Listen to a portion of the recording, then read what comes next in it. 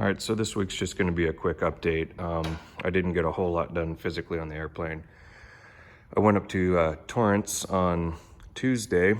I had some parts up there for me, and so I flew up and I took a friend who's interested in building a TSi as well and wanted a test flight in the TSI, and so that's always fun. I got some cool performance numbers on basically,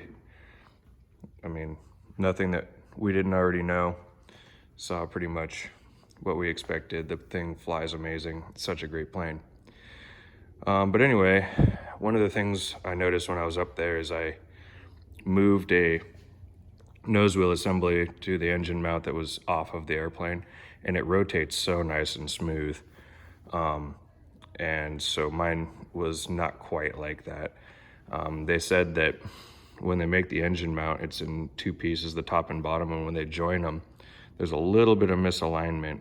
And so I weighted the back of my plane down to get the nose wheel off the ground, and I undid my bottom bushing, and sure enough, it wants to sit a little bit more like this. So when you bring it up into the other bushing, it causes it to bind. So it's really easy to get it off when it's on there. You just take out the let's see, these clamps here, and you can take the assembly out.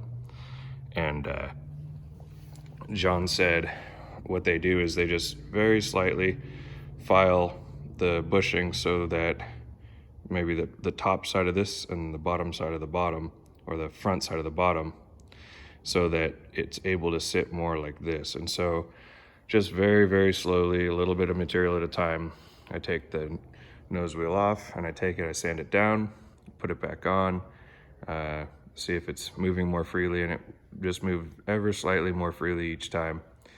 What you don't want to do is make it a sloppy fit, so take some time. I just used a Dremel with a flap disc sanding wheel on it to just take off a little bit of material each time, and keeping it nice and greased up.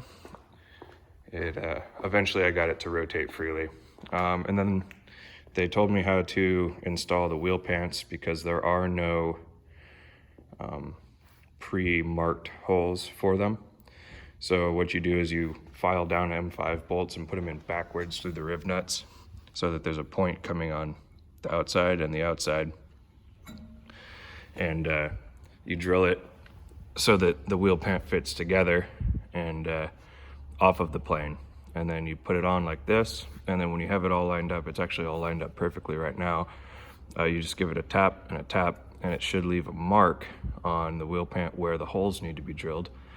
And yeah, so then you drill out those holes. I have not done that part yet, but the wheel pant is sitting where it needs to sit. The reason I haven't gotten a whole lot done this week, well, one is I lost a whole day flying up to Torrance, but my avionics guy, or a friend of mine who's an electrical engineer, was going to do my avionics for me, or my wiring harness. Told me over the weekend there was a death in the family. He's not going to be able to devote enough time and all of that. So it's been back to the drawing board on how am I going to get my wiring harness made? Am I going to have to do it myself? And when I was up in Torrance on Tuesday, John recommended very strongly not to try to do it myself. Not that it's not possible, but just that it's a huge process, and if there is an issue, then fighting those gremlins can take longer than building the whole plane. And that's exactly what I was afraid of course. So that's why I was going to have a friend who's good at this stuff do it. But anyway, I've been sending out for quotes all week, trying to find somebody who can make me a harness. Sent it out on Monday to a company, again on Tuesday, and another company on Wednesday. Midwest was one of them, and I haven't heard back from anybody yet. So that's kind of frustrating. If anybody knows of a company who does wiring harnesses and can do a good job, I'm all ears. I would definitely rather outsource it so that they can be working on my harness in parallel to me finishing up the project here, but it's kind of put me to a screeching halt for now, trying to either start figuring out all the wiring diagrams or find a company. But either way, I can't just keep building blindly without having everything organized and ready to go. But one cool thing is, while I was up in Torrance, I was able to get my propeller.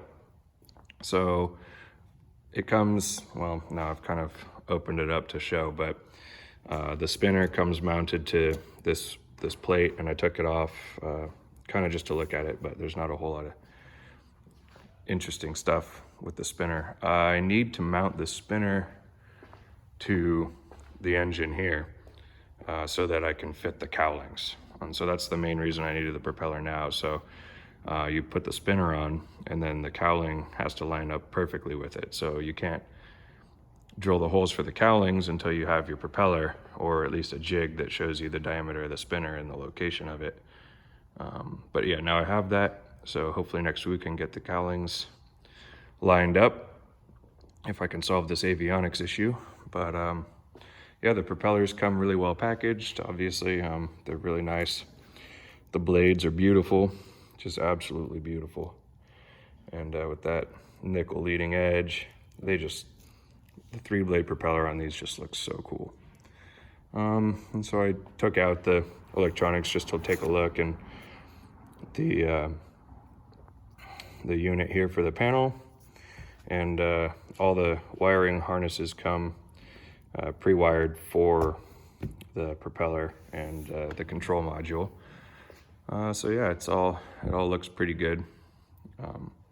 Yeah, but these blades are just so sweet. So that's pretty much all I have this week. Unfortunately, I didn't get a whole lot done just because of the avionics stuff. But like I said, if anybody has any suggestions to companies that can make wiring harnesses and do a good job and have a better lead time. I know Midwest is really busy. I think that they said on the phone that their lead time is going to be something like 6 months, and I don't know that I have that long to wait here.